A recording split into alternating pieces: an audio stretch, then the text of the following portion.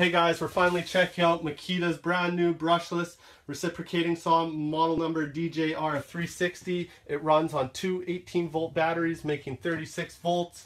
The weight, it isn't too terrible. I did expect it to be a bit heavy running on two 18 volts. The balance really surprised me. It's actually pretty good. It's not as heavy like I thought it would be.